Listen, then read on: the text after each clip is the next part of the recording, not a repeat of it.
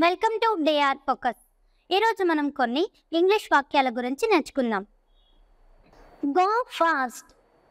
Go అనగా తెలుగులో అర్థం వెళ్ళడం. ఫాస్ట్ అనగా తెలుగులో అర్థం త్వరగా. గో ఫాస్ట్ అనగా త్వరగా వెళ్ళు. Come with me. కమ్ అనగా తెలుగులో అర్థం రావడం. మీ అనగా తెలుగులో అర్థం నాతో. కమ్ విత్ మీ అనగా నాతో రా. I'm fine. ఫైన్ అనగా తెలుగులో అర్థం బాగున్నాను. ఐఎమ్ ఫైన్ అనగా నేను బాగున్నాను. Let's go. గో అనగా తెలుగులో అర్థం వెళ్ళడం. లెట్స్ గో అనగా పద వెళ్దాం. I'm coming. కమింగ్ అనగా తెలుగులో అర్థం రావడం. ఐఎమ్ కమింగ్ అనగా నేను వస్తున్నాను. Look ahead. లుక్ అనగా తెలుగులో అర్థం చూడడం. లుక్ ఎహెడ్ అనగా ముందు చూడు. Come back. బ్యాక్ అనగా తెలుగులో అర్థం వెనక్కి.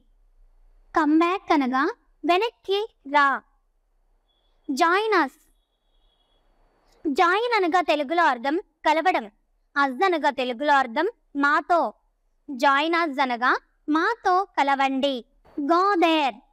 దేర్ అనగా తెలుగులో అర్థం అక్కడికి. గో దేర్ అనగా అక్కడికి వెళ్ళు. Don't make noise.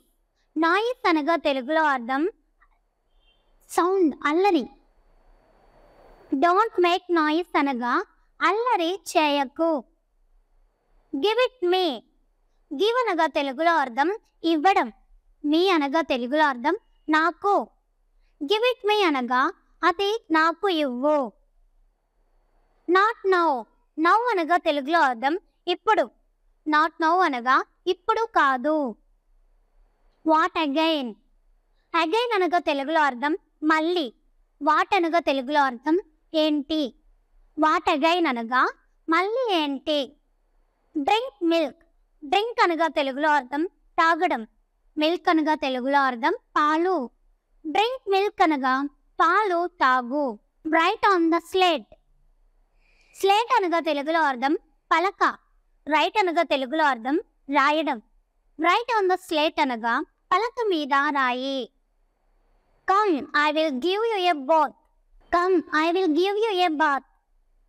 బాత్ అనగా తెలుగులో అర్థం స్నానం. Come I will give you a bath అనగా స్నానం చేయిస్తారా. Wear the dress properly. Properly అనగా తెలుగులో అర్థం సరిగ్గా. డ్రెస్ అనగా తెలుగులో అర్థం దుస్తులు. Wear the dress properly. Dress సరిగ్గా వేసుకో.